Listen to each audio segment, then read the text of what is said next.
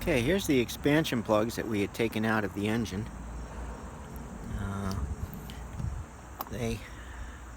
Some of them, we couldn't get them out without breaking them apart almost all the way. And while they look fairly okay on one side, it looks like they were rusting and or very thin on the edges, because when we tried to tap them through, you can see how thin this one is.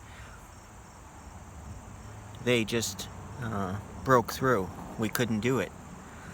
Now our replacement ones are milling, and we love the fact it says made in the USA, and if you look on the plugs themselves it even says that. So we're going to be installing them. Another thing is we just put some more out. They're brass, and we definitely wanted the brass ones. The galvanized, or pot metal, whatever this stuff is, it did rust. The brass shouldn't rust, should be easy to install. And the threaded plugs, the oil galley plugs, these have Allens now instead of the square head that was very difficult to find a bit for.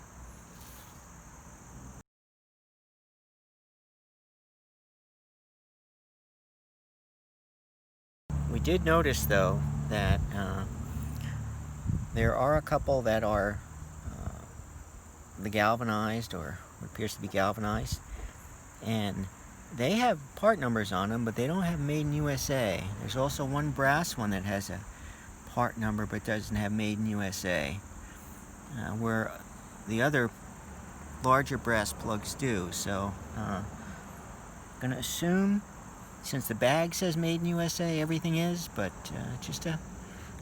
we noticed.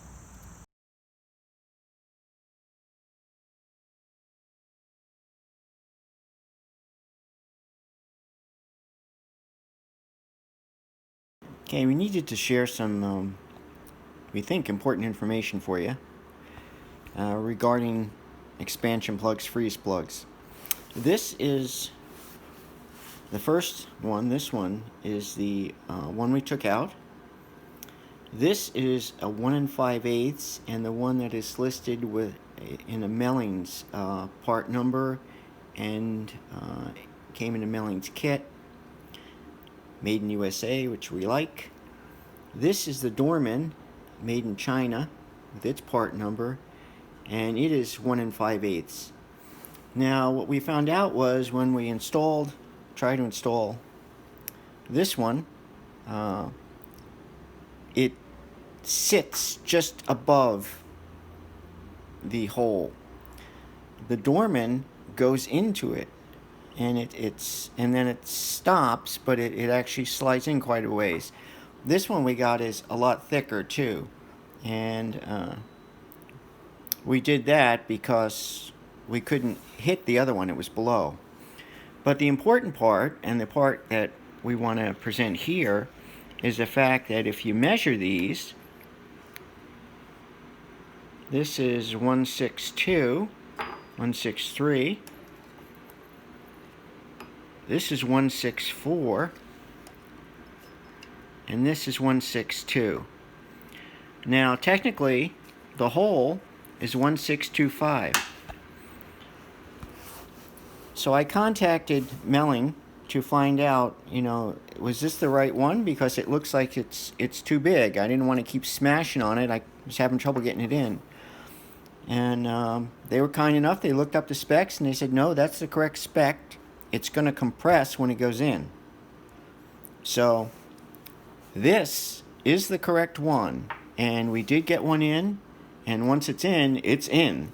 Where this just fits. So you tap it a little bit, and it might be in, but it's not going to be anywhere as near and tight a fit as the brass one. Plus the fact that Melling is brass, and it's made in the USA. So if you're going to get the Melling one, let's see, that's the part number. Okay, so let's show you what I mean. Here's the brass one, and if I put it in, it sits there. It's just starting to go in, but doesn't really go in, and it won't go in that way. Now here's the Dorman. Put that in, and you see how far down that is? Even though this is a lot taller, I can almost push it through. I mean, it's just a hair smaller than this. So the brass ones are definitely, also because they're brass and made in USA, better. Because see, that's still sitting up, and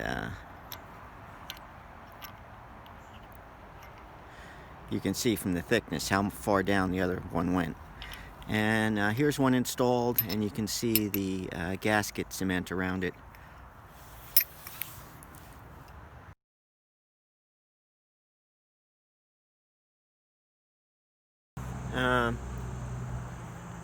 We've read a couple different things about installing them. Use RTV, don't use RTV. RTV, a good thing that somebody said is it's silicone, so it's slippery. It could pop out, although I've seen it stick to parts where it doesn't want to come off no matter how hard you scrape. We're going to go with the aviation gasket for the knockout plugs.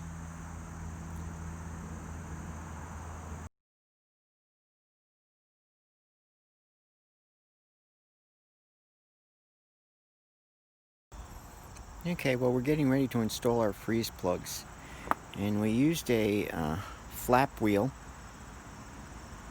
inside of them, and we did that. I don't know if you'll be able to see it. We can fix this maybe when we do. To clean them up and make sure you get a nice round surface, you probably have some corrosion, and this will help knock that down. Plus, if you use it so that you're only don't push it in and out, just go in a circle. Let me show you. Okay, so don't go in and out, but just go round like this, and then turn it off and take it out. And what that will yield, hopefully, is you see any scratch marks, they're going to be going around and not in and out of the block, which is what you want. And then the freeze plug, we did the same thing. We just touched it up a little bit to make sure that all the surfaces were good.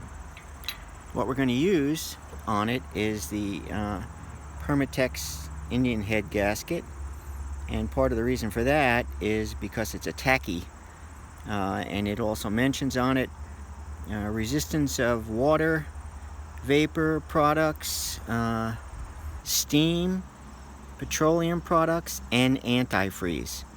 So it's definitely will be good for this purpose.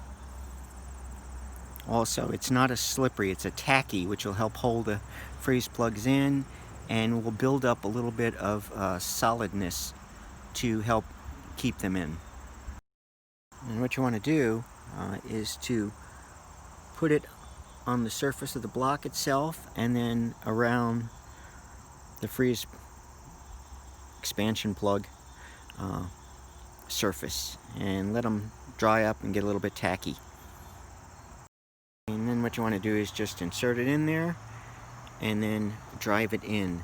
Now normally these have a taper on them, and then they go to the area that really seals.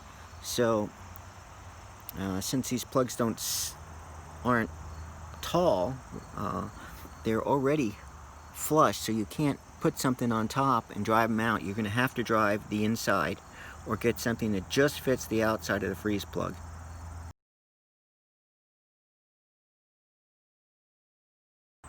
Okay, well, we got 3 in on each side. That's what it looks like.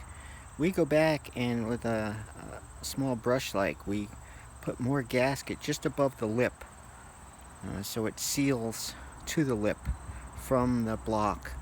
And we're going to paint over these too, so these puppies should never leak, and hopefully should never pop out.